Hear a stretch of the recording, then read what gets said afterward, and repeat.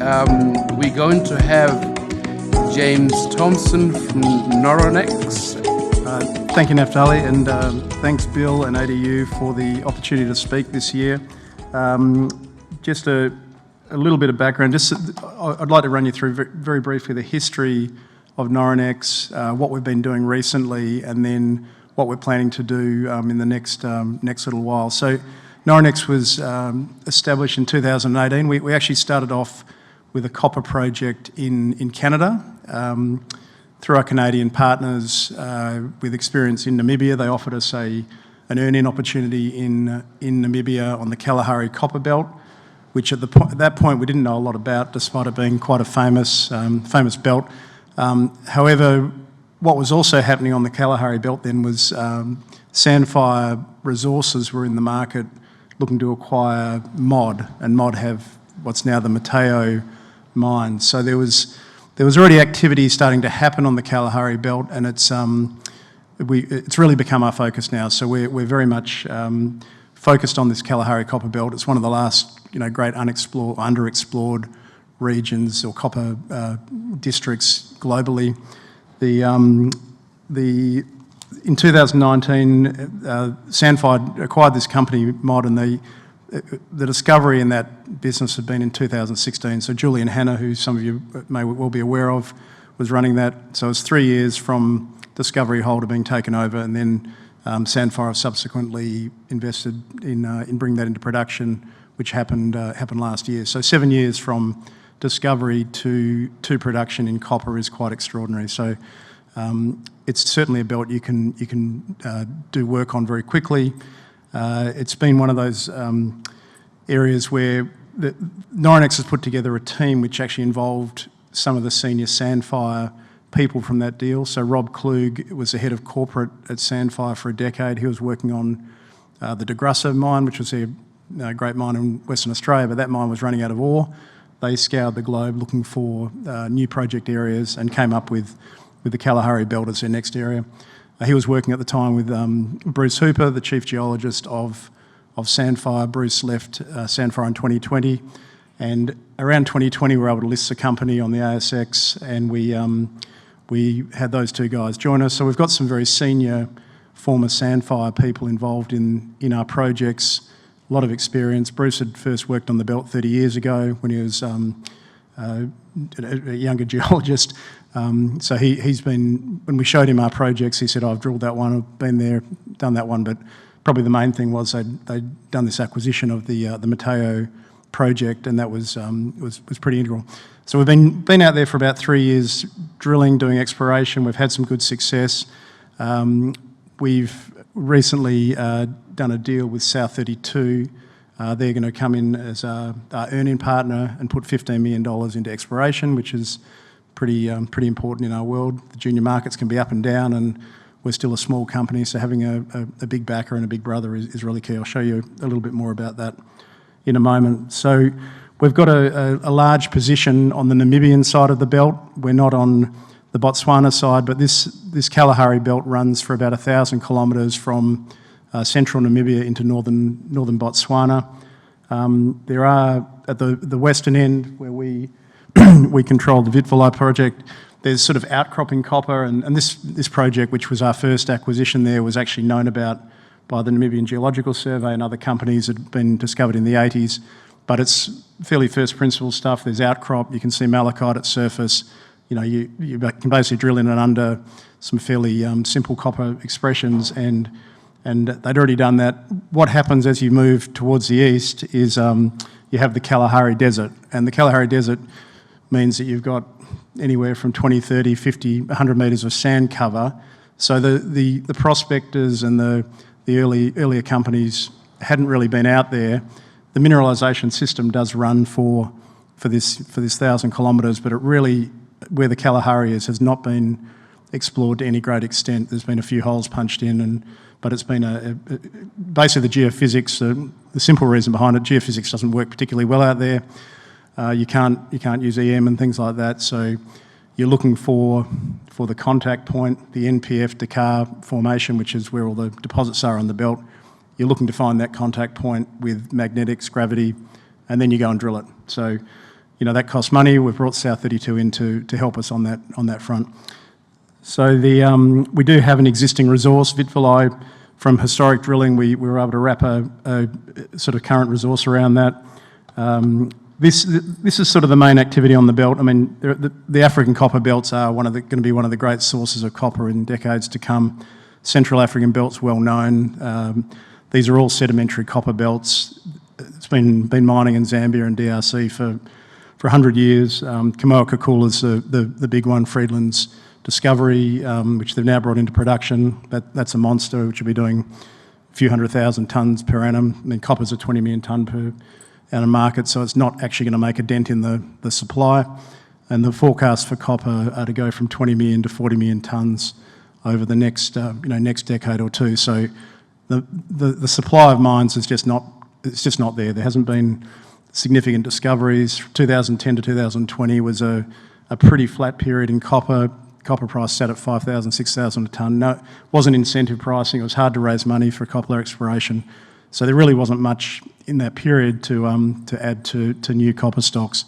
But the demand side is increasing rapidly. So on the Kalahari Belt, on the eastern end, you have Khoemacau. That was many years ago a small company in Australia called Discovery Metals. Went through different ownership, popped out with a private equity group called Kuprick Canyon. They invested significant amounts in that. It's a 160 million tonnes, 2% copper project, which is now in production. It's an underground project, very good project, and producing around 60,000 tonnes per annum. Mateo through Sandfire was known as T3 back in the mod days. That's the next big player on the block, and they've managed to, quite unusually, they've got a production plant that's running over capacity. That's public knowledge, but they started out with 30,000 tonne per annum production. They're going to lift that to 50,000. They've got a good project there, 50 million tonnes, and they've got some satellites, but they'll be out looking, and they are exploring for more copper in the same district within trucking distance of their current plant.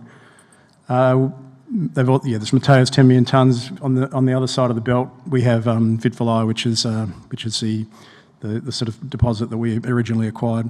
As I said, 7 years from discovery to commercial production. If you can do that anywhere in the world, I doubt it's pretty phenomenal, and that's what you can do on these belts. That happens to be a large domal structure, a very nice geometry for mining, and they it's not a massive grade or anything, but it is an easy open pit strippable mine, and they're running it very efficiently. So this is our land holding. So we've got the majority of the ground on the Namibian side of the border, running over a few hundred kilometres there. The Vitvali project is our project. Snowball was through a local group. We've done an earn-in on that. We now own that 100%. That's on a basement margin, which is similar to Kamoa-Kakula. And this larger area sort of towards that's the Namibia-Botswana border, you'll see across just through here. So this sedimentary copper runs through the belt for the 1,000 kilometres or so. The Kalahari Desert starts around here and continues all the way through. So you need to, there are no simple geophysical techniques to find it, or it would already be found, I suspect, and that we wouldn't be talking today. But we're going out there looking for the contact point. If we can find that and drill that, the geophysics won't tell you if it's mineralised, but it's first principles stuff. We're sure, given there's copper east, there's copper west. We have got within our project, we've got a project called Fiesta up here. That's had some historic drilling from the original owners of the Khoemacau Zone 5 mine. So we were able to pick that area up. Lillian will be able to explain why this happened, but there was a moratorium on staking in Namibia for a number of years, I think to clear a backlog and basically to allow new parties to come in. We were in country when that lifted. We were able to start picking up ground, covering all the key contact points all the way through to the border. and we've now picked up a significant proportion of that.